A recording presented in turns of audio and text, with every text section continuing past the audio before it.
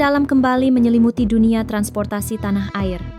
Tragedi memilukan di perlintasan Bekasi Timur kini memasuki babak baru seiring dengan terus bertambahnya jumlah korban jiwa yang sangat memprihatinkan. Di tengah suasana berkabung ini, gerak cepat pemerintah menjadi sorotan utama. Presiden Prabowo Subianto telah mengeluarkan 3 instruksi strategis. Namun, di balik upaya pemulihan dan kepastian santunan bagi para korban, muncul sebuah diskursus panas yang membelah opini publik. Usulan pemindahan gerbong khusus wanita kini menjadi polemik. Hari ini, kita akan membedah 5 fakta terbaru kecelakaan Bekasi, mulai dari update jumlah korban, ketegasan arahan Presiden, hingga debat panjang soal masa depan keamanan gerbong kereta kita. Mari kita simak ulasan lengkapnya.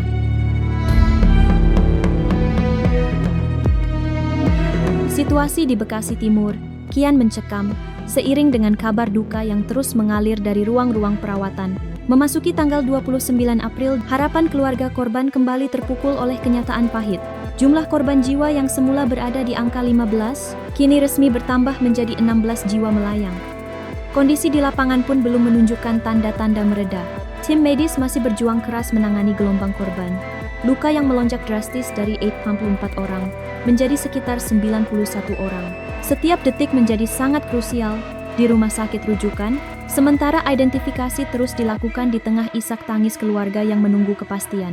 Angka-angka ini bukan sekedar statistik, melainkan potret nyata dari sebuah tragedi. Transportasi yang memilukan. Bagaimana langkah pemerintah menghadapi lonjakan korban ini, dan sejauh mana proses penanganan dampak kecelakaan ini berjalan.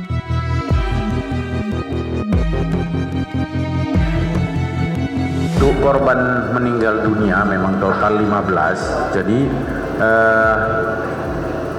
kemarin ketika evakuasi itu kan ada yang dibawa ke rumah sakit di Bekasi ya, jadi ada yang meninggal, yaitu di rumah sakit umum daerah kota Bekasi itu 3 orang, jadi rumah sakit Bella 1 orang, dan rumah sakit Mitra Bekasi Timur 1 orang, dan jenazah yang di rumah sakit, ketiga rumah sakit ini sudah diserahkan ke keluarga.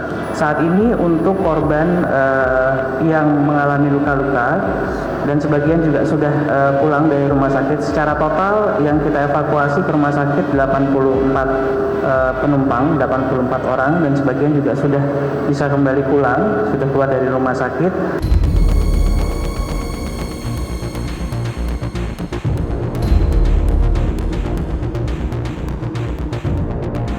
Di tengah duka yang masih menyelimuti Bekasi Timur, sorotan kini tertuju pada manajemen taksi Green SM. Melalui pernyataan resmi di akun Instagram mereka, pihak perusahaan akhirnya buka suara dengan menyatakan duka cita mendalam dan janji untuk bersikap kooperatif dalam setiap tahap investigasi kepolisian. Namun alih-alih meredam suasana, pernyataan tertulis tersebut justru memicu gelombang kemarahan publik. Absennya tindakan nyata dan langkah konkret di lapangan pasca insiden membuat pihak taksi dihujani kritik pedas. Tak main-main, kecaman datang mulai dari tokoh publik seperti Rieke Diah Pitaloka hingga viralnya sentimen negatif dari netizen di platform TikTok. Publik kini mempertanyakan, apakah ucapan duka di media sosial sudah cukup untuk menebus tragedi ini? Ataukah ini hanya sekadar formalitas di tengah desakan pertanggungjawaban yang kian besar?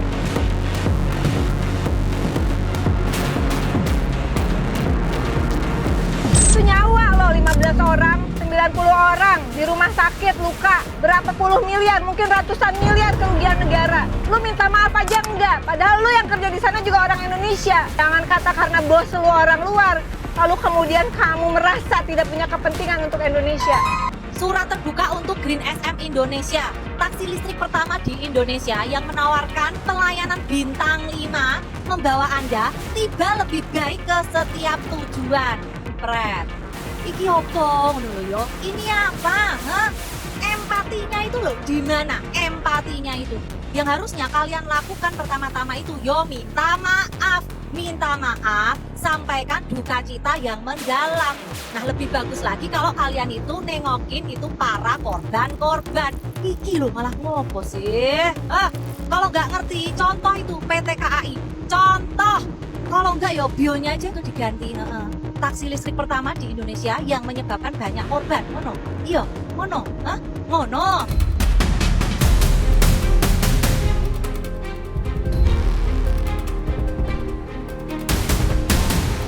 Merespons skala tragedi yang kian memprihatinkan di Bekasi Timur, Presiden Prabowo Subianto mengambil langkah taktis dengan turun tangan langsung memimpin arah pemulihan. Tak ingin sekadar memberikan ucapan duka, Presiden secara resmi mengeluarkan 3 instruksi strategis sebagai komitmen nyata negara dalam melindungi nyawa rakyatnya. Perintah ini menjadi titik balik bagi infrastruktur transportasi kita, mulai dari keputusan besar, menyetujui pembangunan flyover, guna menghapus perlintasan maut selamanya, perintah perbaikan total fasilitas keselamatan di seluruh jalur kereta api, hingga instruksi investigasi mendalam untuk menyeret fakta ke permukaan, tanpa ada yang ditutupi. Hari ini saya datang ke Rumah Sakit Bekasi. Tentunya kita semua prihatin, kaget dengan kecelakaan yang telah terjadi.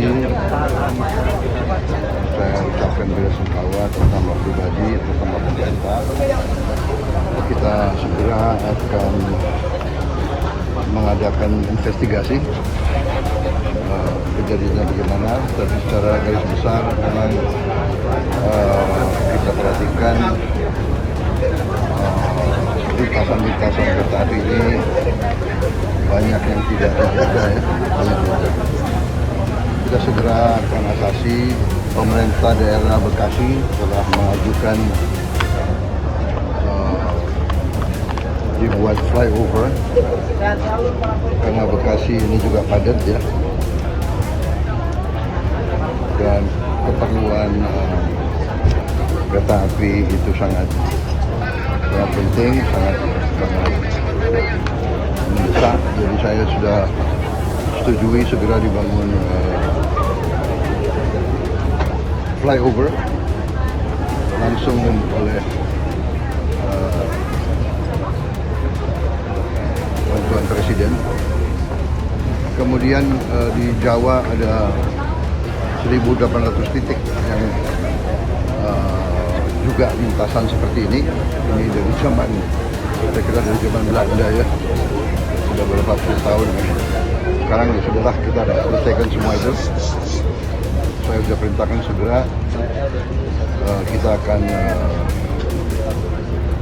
kita akan perbaiki semua ya lintasan tersebut ya, dengan apakah dengan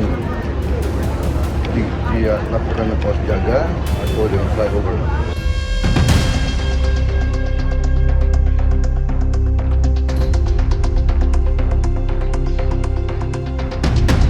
Seluruh korban dipastikan mendapatkan santunan sesuai ketentuan yang berlaku. Sesuai regulasi, ahli waris korban meninggal dunia berhak mendapatkan santunan sebesar 50 juta, sedangkan korban luka-luka mendapatkan biaya perawatan maksimal sebesar 20 juta. Untuk asuransi, kebetulan memang ini akan disupport juga dari Jasara Harja. Jadi ada asuransi yang memang wajib disupport oleh Jasara Harja, dan ada asuransi tambahan juga yang diberikan dari KAI dan KAI Komuter. Yang pertama, kami dari Jasara Harja mengucapkan belasungkawa yang sebesarnya terhadap musibah kejadian ini. Dapat kami sampaikan bahwa seluruh korban akibat dari kejadian ini, kecelakaan ini, baik yang luka-luka ataupun meninggal dunia, itu akan mendapatkan santunan dari Jasara Harja. Untuk baik luka ringan maupun luka berat, dengan nilai santunan untuk luka-luka itu maksimal adalah 20 juta rupiah, dan untuk meninggal dunia akan diserahkan santunan 50 juta rupiah kepada ahli warisnya. Sesegera mungkin akan kami selesaikan untuk santunan meninggal dunia. Setelah teridentifikasi ini, kami langsung melakukan pendataan terhadap ahli waris korban untuk segera dilakukan penyerahan santunan meninggal dunia.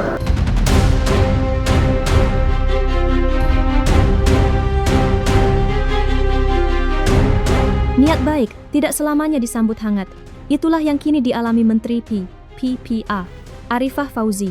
Pasca tragedi memilukan di Bekasi Timur, beliau melontarkan usulan untuk memindahkan posisi gerbong khusus wanita dari ujung rangkaian ke bagian tengah demi alasan keselamatan. Namun, bukannya mendapat dukungan, pernyataan ini justru memicu perang komentar dan polemik panas di jagat maya.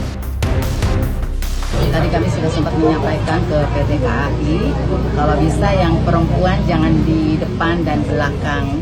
Jadi kalau bisa di posisi di tengah, jadi di posisi paling tengah untuk gerbongnya ya. supaya juga lebih safe, lebih aman. Netizen tak tinggal diam. Berbagai reaksi tajam mulai membanjiri media sosial. Mulai dari yang mempertanyakan kualitas kebijakan dengan komentar, "Ini menteri, serius pemikirannya begini?" Hingga suara keberatan dari kaum Adam yang berujar, "Kita laki-laki juga pengen umur panjang, Bu." Bahkan, sesama kaum perempuan pun dibuat heran dengan statement tersebut. Di tengah riuh rendah kritik netizen, Menteri Koordinator Bidang Infrastruktur dan Pembangunan Kewilayahan, Agus Harimurti Yudhoyono, ikut angkat bicara. Seakan ingin mendudukkan perkara pada porsinya, AHI menegaskan bahwa fokus utama saat ini seharusnya bukan pada pergeseran gerbong, melainkan pada perbaikan fundamental infrastruktur keselamatan.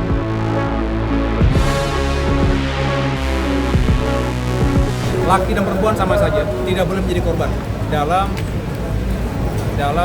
insiden apapun. Jadi yang kita fokuskan adalah bukan perempuan dan lakinya, tetapi bagaimana sistem transportasi kereta dan sistem transportasi publik lainnya ini aman, selamat. Menghadirkan rasa aman, nyaman, dan juga safety first itu benar-benar bukan hanya menjadi jargon, tapi benar-benar bisa kita terapkan dengan baik.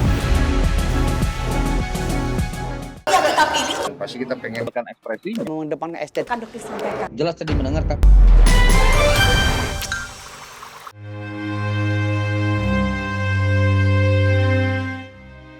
Dan jangan lupa untuk like, subscribe, dan juga share channel YouTube Cumi Cumi.